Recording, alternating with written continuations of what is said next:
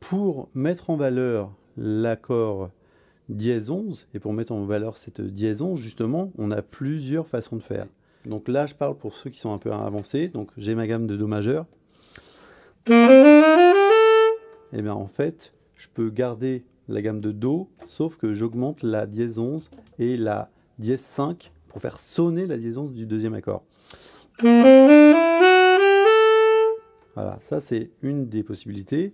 Ensuite, on a dit qu'il y avait le mineur mélodique. Et un dernier procédé, c'est d'utiliser 2 triades. Sur le Ré7, c'est d'utiliser la triade de Ré, utiliser la triade de Mi. Les triades, c'est des accords majeurs de 3 sons. Donc, si je joue par exemple Ré7,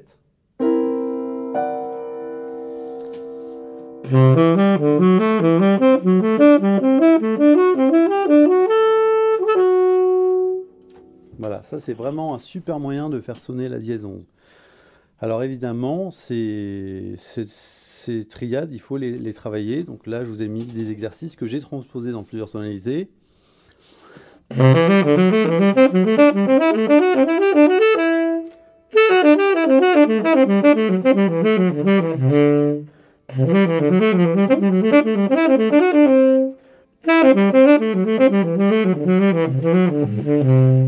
Voilà, ça il faut s'entraîner à se mettre sous les doigts ces phrases-là. Alors si je fais à la flûte.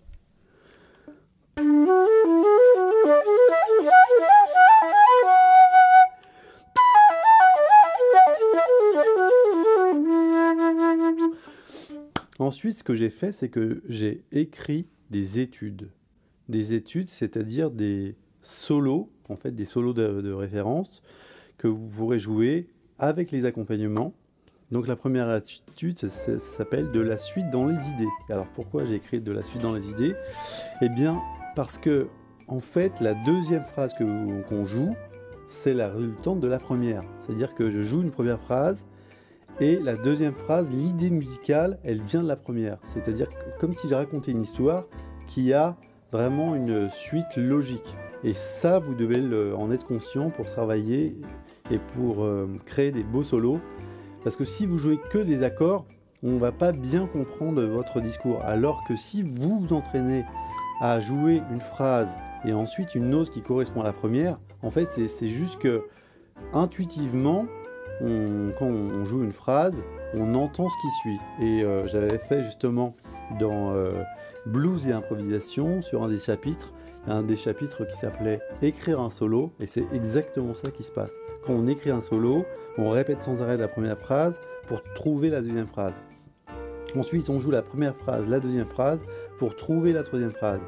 Et si vous écoutez bien les disques, si vous avez déjà relevé des solos, ça c'est vraiment flagrant. C'est-à-dire qu'on a l'impression que les phrases qui s'enchaînent, ça pourrait pas être d'autres phrases. Tellement il y a vraiment une suite dans les idées. Voilà. Maintenant, étude numéro 2, mélodie et symétrie. Alors la symétrie, si vous voulez conquérir le public, il n'y a pas mieux. Et même pour nous, grâce à l'harmonie, je peux trouver des façons de faire pour que mes phrases soient ultra symétriques. Et ça génère beaucoup d'idées. Donc ça, c'est vraiment un concept à utiliser. On écoute l'étude numéro 2.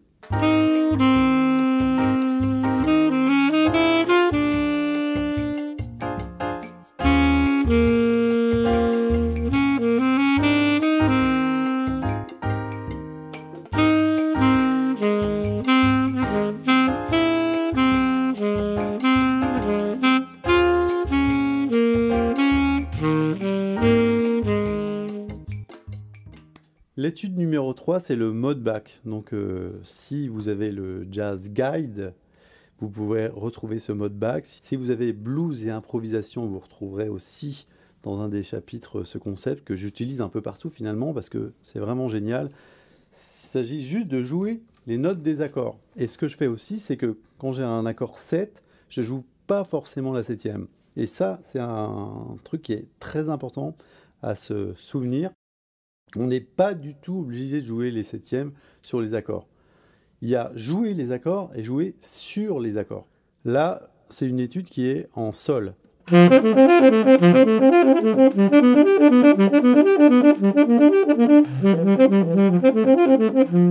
Voilà.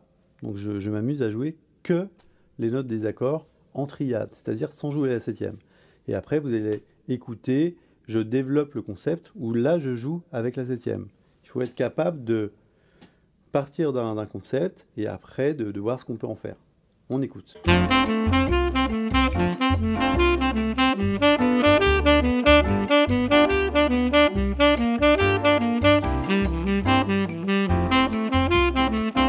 Voilà, maintenant l'étude numéro 4, c'est à vous de jouer, c'est-à-dire que je joue 8 mesures de solo et ensuite c'est à vous de jouer. Alors pourquoi j'ai fait ça? C'est parce que souvent quand on écoute un solo, on a des idées qui restent dans notre subconscient à enregistrer des idées. Et donc ça va facilement, on va trouver des choses à jouer. Donc là je joue 8 mesures, après vous avez 8 mesures à jouer. Donc laissez-vous bercer, emmener par ce que je joue, et ensuite c'est à vous de jouer vos propres phrases, même si elles ressemblent à celles que je viens de faire. Et d'ailleurs c'est vraiment super finalement de piquer des idées sans arrêt partout où on peut, des idées qui nous plaisent, et si quelque chose nous plaît, alors ça va rester dans notre esprit, ça va rester dans notre mémoire, on pourra l'utiliser. Donc ça c'est aussi très important par rapport au choix du vocabulaire. Finalement le choix du vocabulaire, on pourrait bosser tout ce qu'on veut, il n'y a que les choses qu'on préfère qui vont rester dans notre corps, dans notre mémoire musculaire en fait. Voilà. Puisque quand on joue, finalement, on n'a pas le temps de se dire quelle phrase on va jouer, tout ça. On a déjà pratiqué pour jouer des phrases, et donc c'est ce qui vient. Pratiquer pour jouer des phrases, c'est par exemple, je prends Take the Train et je joue dessus pendant longtemps.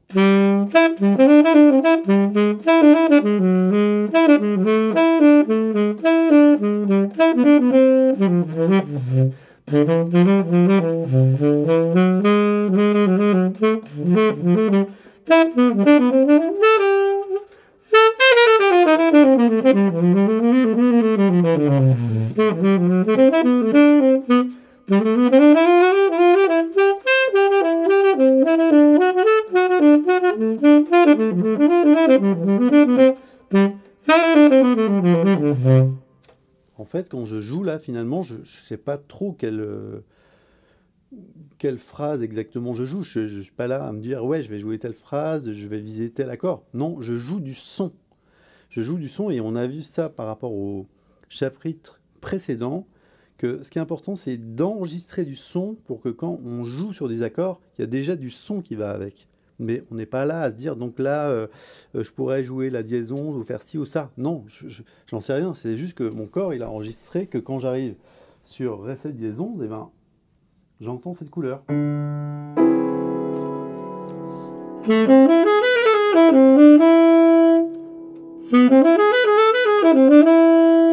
Voilà, ça c'est les phrases que j'ai écrites tout à l'heure dans un des exercices précédents. Et vous voyez que ça revient comme ça en fait. Je travaille des phrases et ces phrases-là, elles font partie de ma mémoire musculaire. Et aussi, l'intérêt de ça, c'est de pouvoir jouer les phrases n'importe où. En fait, quand on apprend du vocabulaire, on n'apprend pas à répéter, à réciter des phrases, on apprend à se servir des phrases. Alors, au début, effectivement, on va peut-être les jouer sur le premier temps.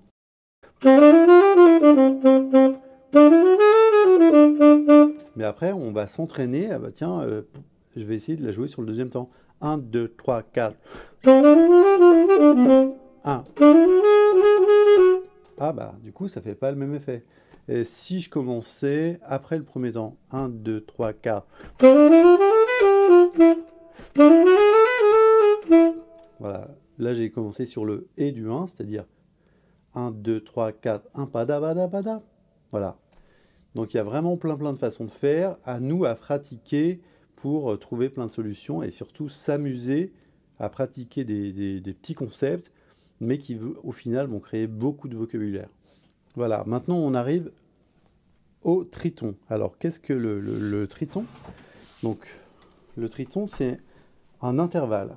Donc ce triton on le retrouve dans les accords de dominante. Ok ? Et en fait, le truc, c'est qu'on le retrouve dans deux accords de dominante.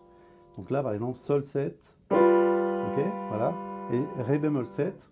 Voilà, il n'y a que la basse qui a changé, il n'y a que le nom de l'accord qui a changé, mais tierce et septième, et ben en fait, elles se sont renversées, mais ce sont toujours les mêmes notes. Alors je refais. Sol, Fa et Si, ok, Ré bémol, Si et Fa. Voilà. Si les notes sont les mêmes sur les deux accords, ça veut dire qu'on va pouvoir peut-être faire quelque chose par rapport à ces deux accords. Et en fait, pourquoi on utilise la substitution tritonique? C'est souvent par rapport à la mélodie. C'est toujours une question mélodique. Par exemple, voilà, là j'ai Sol à la mélodie et je fais un 2-5 en Do, Ré, Sol, Do.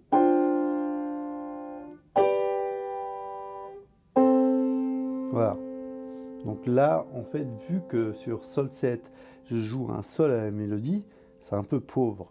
Maintenant, si je joue Ré bémol au lieu de Sol 7, puisqu'on a vu que dans Ré bémol, il y a le même moteur finalement que sur Sol 7, alors on va avoir...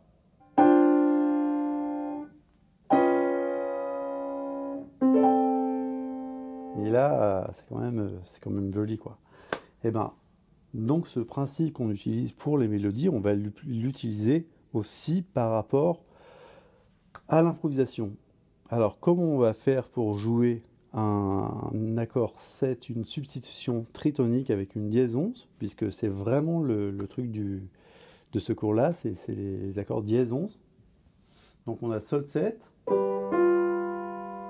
et ensuite donc Sol 7, voilà, et ensuite Ré bémol 7, qui va sur Do majeur. Ok, voilà. Donc nous, ce qu'on a envie de faire, c'est garder le Sol à la basse, c'est de faire Ré, Sol, Do, le 2-5 normal, Ré mineur, Sol 7, Do majeur, donc Ré mineur, Sol 7 en bas, mais en haut, j'ai envie de jouer le triton. Okay, j'ai envie de jouer la couleur avec des altérations. Donc ce que je vais faire, eh ben, c'est que je vais jouer la phrase qui fait sonner l'accord du triton, c'est-à-dire le Ré bémol 7, dièse 11. Dièse 11 puisque c'est un Sol à la basse. Je vous rappelle, Ré, Sol, Do, ok? On garde le Sol en bas. Et en haut, on veut jouer donc Ré mineur, Sol avec les extensions de Ré bémol 7 et Do majeur. Voilà. Pourquoi on utilise la substitution tritonique dans les solos? C'est pour que ça soit plus joli, pour que tout d'un coup sur l'accord de dominance il se passe un truc un peu inhabituel et surtout qui est d'une certaine façon subtil, délicat et qui peut être aussi rude. Enfin, il y a vraiment un côté où il se passe vraiment des choses, quoi. Par exemple,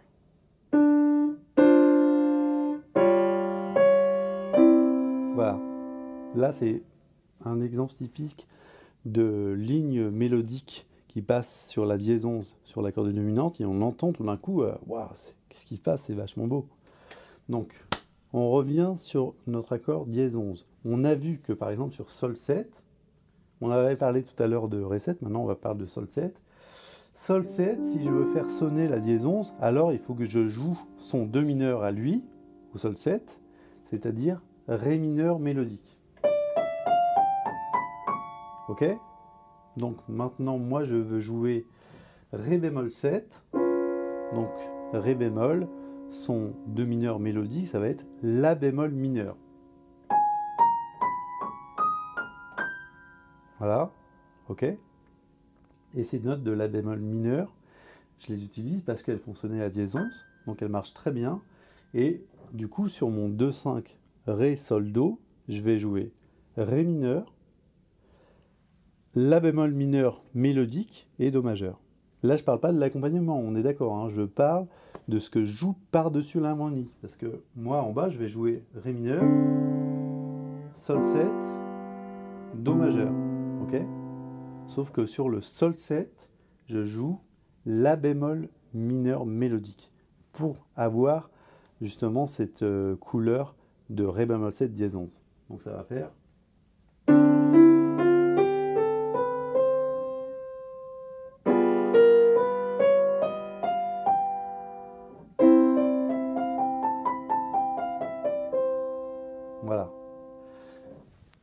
Donc, à vous de vous entraîner par rapport à ça. C'est vrai qu'il faut s'entraîner d'abord par rapport aux tonalités, à bien comprendre qu'un accord de dominante, c'est relié avec un do mineur. Donc, si j'ai Sol 7, alors je pense toujours Ré mineur Sol 7. C'est un peu, finalement, quand on parle des degrés d'un morceau, on va dire, par exemple, 2, 5, 1. 2, 5 égale 5. Ça, c'est pour se rappeler l'harmonie du morceau. Mais après, quand on travaille sur les accords, en fait, on fait l'inverse. C'est-à-dire qu'on va se dire, quand on a un accord de dominante, on va penser 2, 5. 5 égale 2, 5. Ça peut être un peu compliqué au début, mais franchement, ça vient super vite. Donc, là, on voit qu'il faut que je m'habitue, quand j'ai un accord de dominante dièse 11, à penser l'accord mineur qui va avec. OK ? Et pour ça, je vous ai fait un accompagnement en 3 temps où je joue un accord majeur et un accord un demi-ton au-dessus avec l'accord 7 dièse 11. Donc je vous laisse écouter l'accompagnement numéro 4 et ensuite c'est à vous de jouer.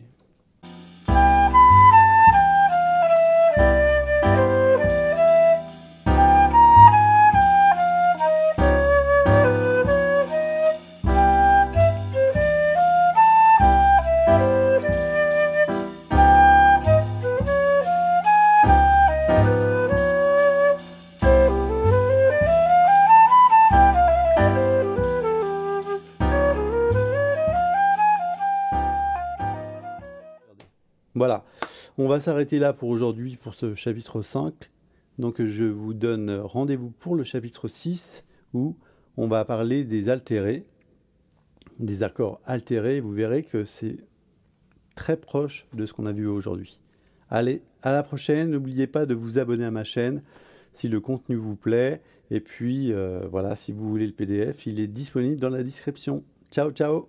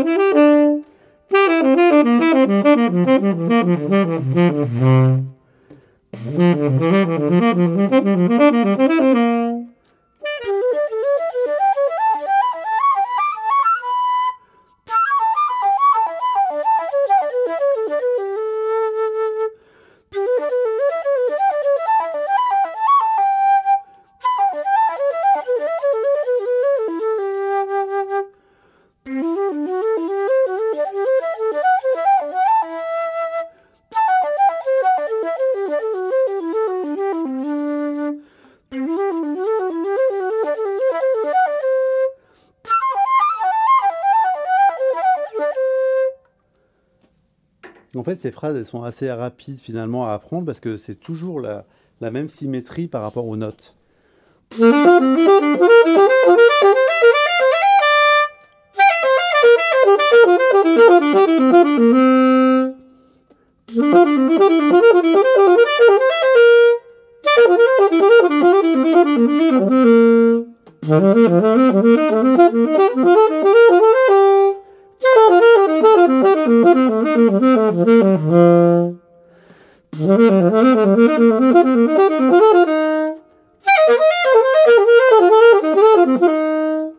Voilà, finalement ça va très vite. Donc bien s'habituer à jouer les accords de dominante avec la gamme de dominante et ensuite avec la gamme mineure mélodique.